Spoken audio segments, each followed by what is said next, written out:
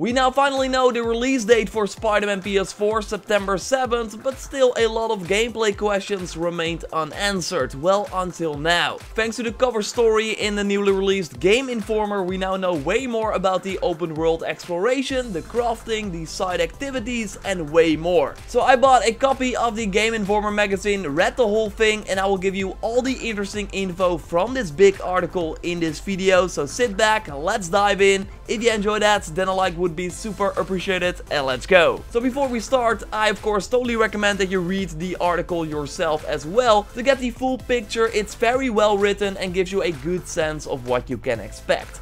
So I want to start with the features of the game, like upgrading Spider-Man. How the heck does that work? Well, by playing the game you earn XP to level up Spider-Man, and that will give you new skill points. You get XP by discovering a new landmark in the game, so exploring, but I would imagine that you also get it by completing missions and maybe killing enemies. Or actually you don't kill your enemies, but you just trap them in your web, for example. You can also not kill civilians, but take pictures with them, like selfies. With the skill points you can upgrade your swinging speed or unlock a boost move that launches you faster and longer into the sky. You can also launch missiles back to the target, but that will be unlocked later on in the game as noted in the article, so I think that will be a skill you unlock later as well. Interesting is that every suit you wear has a unique ability. So you start with the regular suit with the black spider, and this ability makes you into a steamroller, making your hands glow so you deal more damage. Then we also got the Spider-Punk pre-order suit that has the ability to whip out a guitar, strum it to send out a shockwave attack that knocks down all the foes. So you might be like, where the heck did he get the guitar? But yeah, that's just how it is. They also saw the Noir outfit, but not the ability, and also a picture of Spider-Man in the wrestler suit. So this picture was in the game, implying that we will likely see the wrestler outfit as well. So we know about like a handful of suits, but it was noted that in the final game there will be many of them, like a lot. And it's super exciting to see that they will all have their own ability. So one way of getting suits is by crafting them, and crafting seems to be a huge part of this game in terms of upgrading Spider-Man. And since the 23-year-old Peter is a scientist, he crafts and upgrades all of his own suits and gadgets. This system is called the tech system, and it's all about making Spider-Man the way you want. So you could choose the gadgets or suit upgrades that fit your playstyle. And if you played the other games from Insomniac Games like Ratchet & Clank and Sunset Overdrive, then you know that this developer is known for its interesting gadgets. So we will totally see some interesting ones that naturally fit Spider-Man as well. If you press L1, you can bring up the Gadget Wheel, and some of the gadgets that were mentioned in the article include the trip wire, a good stealth tool, pull someone to a wall and then contain them. We got the web bomb that rises from the ground,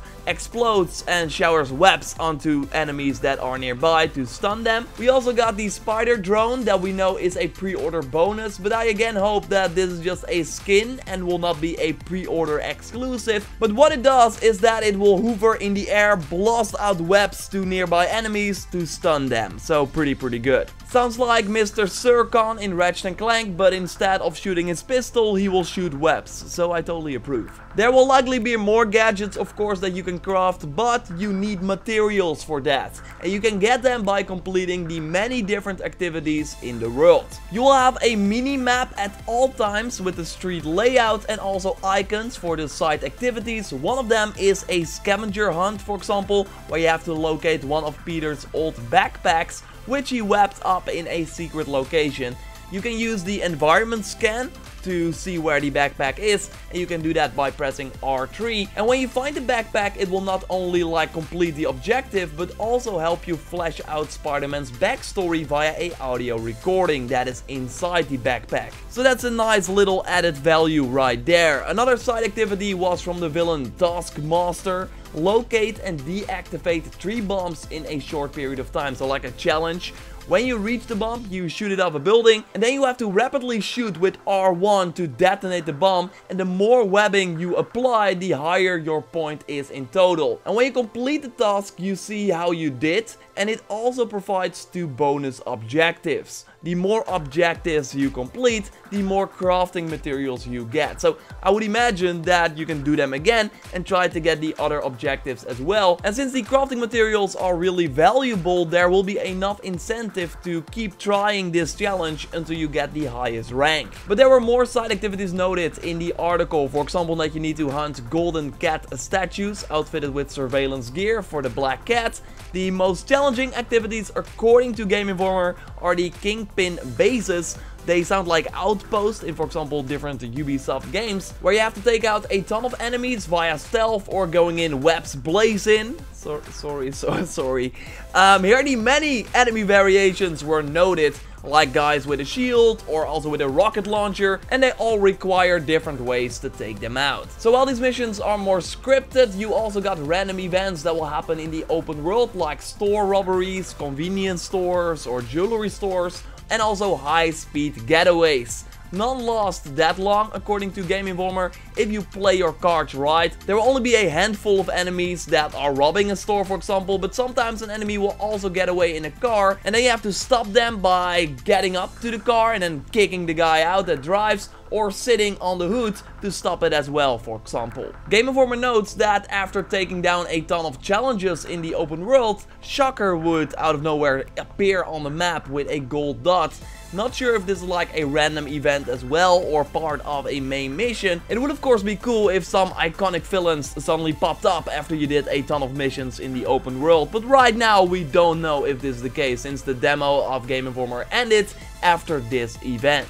Also interesting is that Game Informer describes how the swinging works, because Peter is already a Spider-Man for 8 years, so he really fine-tuned his traversal methods.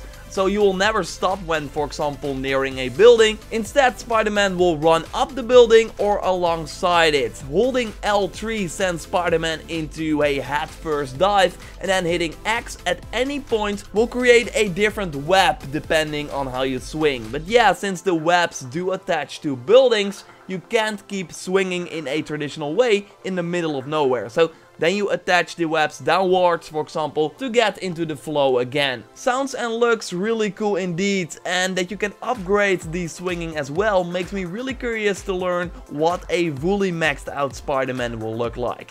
So yes, there you have it, some very awesome juicy details about Marvel's Spider-Man. Subscribe for way more Spider-Man PS4 videos. When we know more about the game, I will let you know for sure. Again, check out that article by Game Informer that also includes some interesting story details. Check out my video on the different Spider-Man editions that were announced, the pre-order bonuses, and drop a like to support the channel. I will speak to you next time. Goodbye.